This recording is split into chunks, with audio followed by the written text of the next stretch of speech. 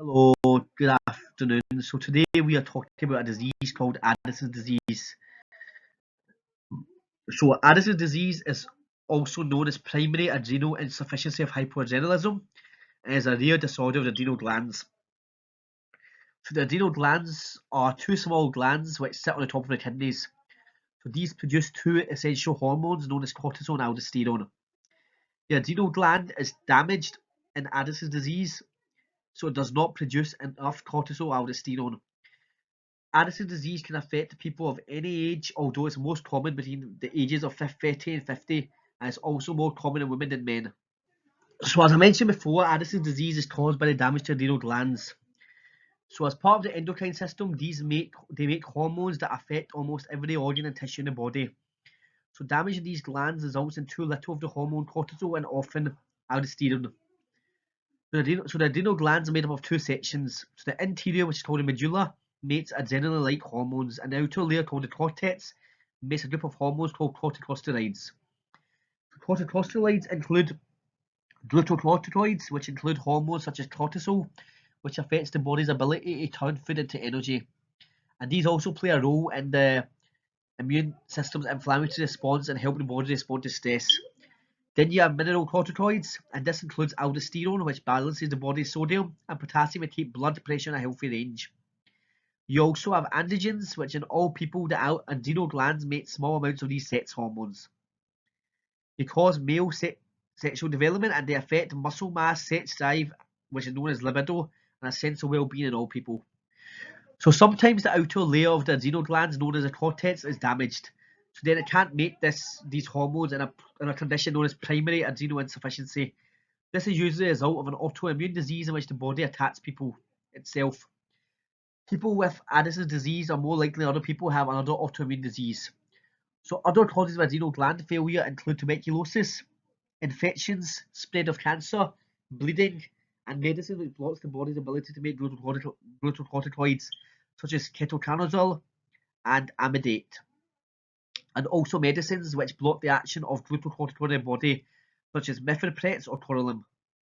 And also treatment for cancer with medicines called checkpoint inhibitors. You also have something called secondary adrenal insufficiency. The pituitary gland makes a hormone called ACTH, also known as adrenocorticotropic hormone. This causes the adrenal cortex to make hormones. Too little ACTH can cause the adrenal glands to make too little glucocorticoids and androgens. This is known as secondary adrenal insufficiency. Addison's disease, so you can have a lack of energy or fatigue, muscle weakness, low mood, loss of appetite, unintentional weight loss, and increased thirst.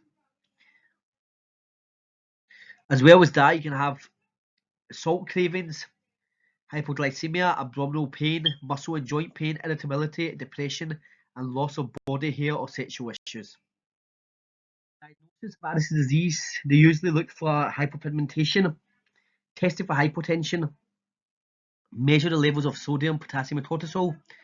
A low sodium, high potassium, or low cortisol can be an indication of Addison's disease. Further tests are carried out, including ACTH.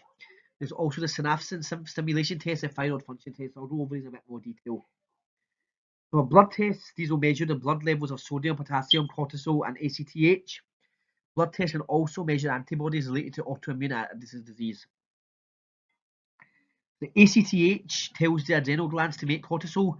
This test measures the level of cortisol in the blood before and after a shot of human-made ACTH. You also have the insulin-induced hypoglycemia test.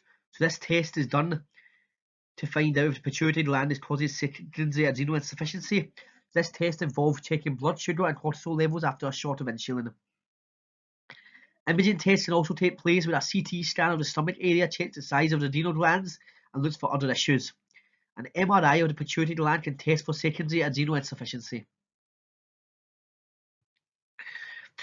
So going back into the examination of the skin, so looking for hyperpigmentation on the creases of your palm, your elbow crease, scars, your lips and gums. But just to be clarified, hyperpigmentation does not mean occur in all cases of Addison's disease. When you're being tested for hypotension, you'll be tested for low blood pressure while you're lying down, and again shortly after you stand up. This is to see whether you have low blood pressure when you change position. So whether you have postural or orthostatic hypertension.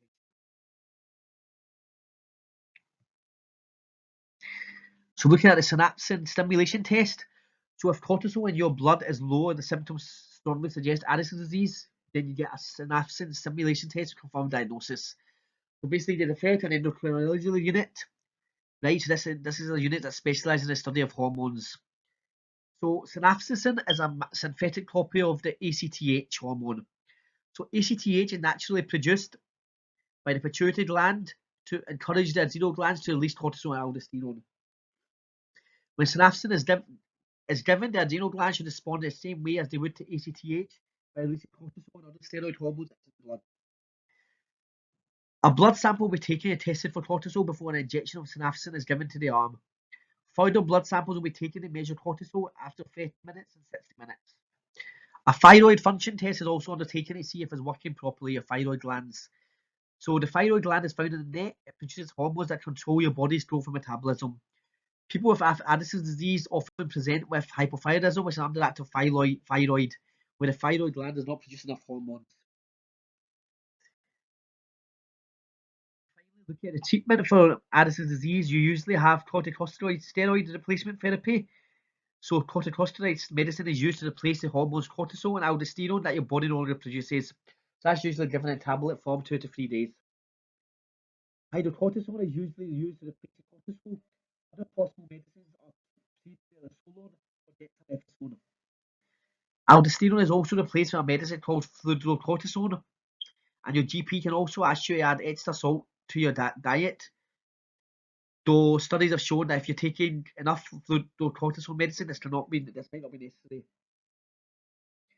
Some people also take DHEA, which is dihydroepialdosterone, to improve their stamina libido sex drive. That's the end of today's video. So I hope you've enjoyed it today, and I look forward to seeing you in the next one. Thank you. Bye bye.